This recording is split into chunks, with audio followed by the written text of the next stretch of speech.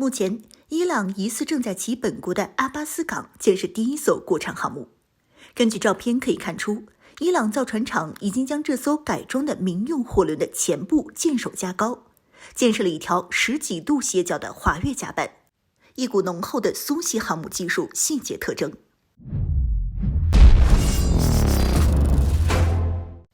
Hello， 各位老铁，大家好，欢迎收看本期迷彩虎，我是虎妞。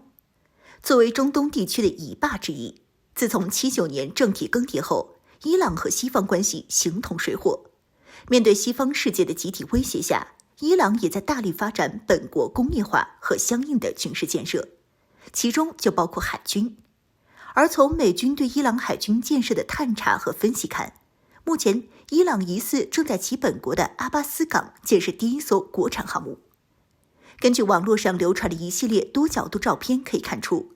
目前伊朗的航母建设工作实际上是在一艘大型货轮的基础上改建的，并非是从头建设一艘新航母。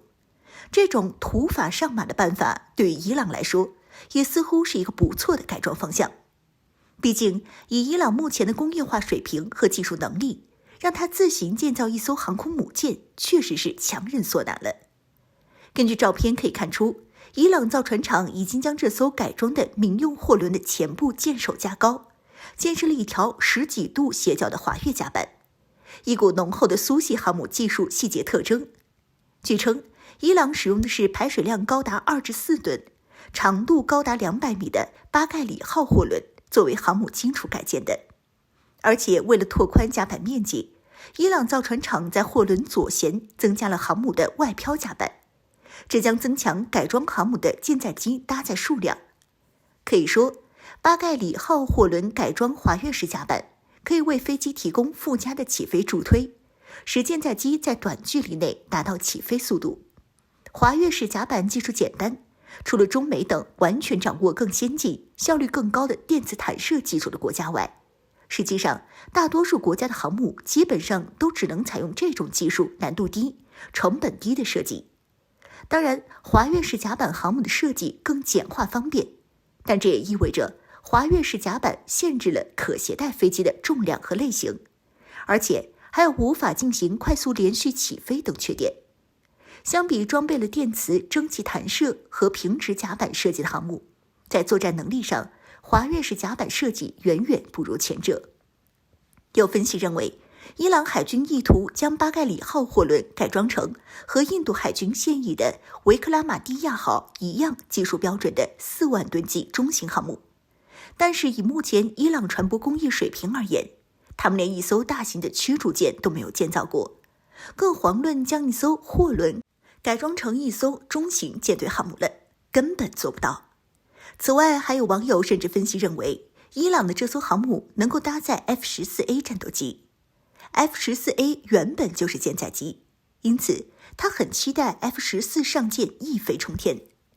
那么，伊朗真的是在谋求改建一艘能够搭载固定翼战斗机的航空母舰吗？至于网友推测 F-14A 未来或将成为这艘改装航母的主力舰载机的推断，也缺乏可行性。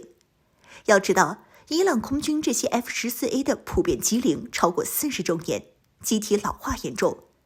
伊朗空军目前也就是只有20多架战机现役。考虑到这些战机没有多少年的机龄寿命，伊朗空军又向俄罗斯订购了一批苏35战斗机，作为 F-14A 的替代者。F-14A 在伊朗空军服役几年，榨干剩余价值后直接退役处理。而且美国当初卖给伊朗的这批 F-14A 根本就是陆基版本，连起降舰艇的飞控数据都没有写，根本不具备上舰的可能。而且实际上从美军卫星此前拍摄货轮安装甲板前的船舱建设照片就能够发现，这艘改装航母的甲板下方根本没有预留内部机库，而且有大量的隔舱设计，这就指明这艘设计的航母并非是为起降大型固定翼战斗机而准备的，也无法搭载直升机或者是其他舰载机。就隔舱这么大的空间，只能搭载伊朗的无人机。那巴盖里号货轮只能改装的是无人机航母了。伊朗制造的一系列无人机在俄乌冲突中大放异彩，尤其是沙希德136无人机。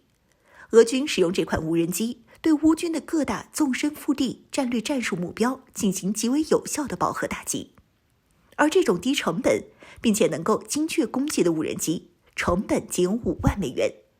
乌军装备的爱国者3拦截弹一发是这种无人机成本的60倍。伊朗设计的这艘航母，其隔舱完全能够容纳大量的无人机，战时可以通过升降机运输到甲板上，甲板本身也将长期搭载无人机，包括各种类型的察打一体无人机。毫无疑问，这艘无人机航母拥有强大的战略投送和远程打击能力，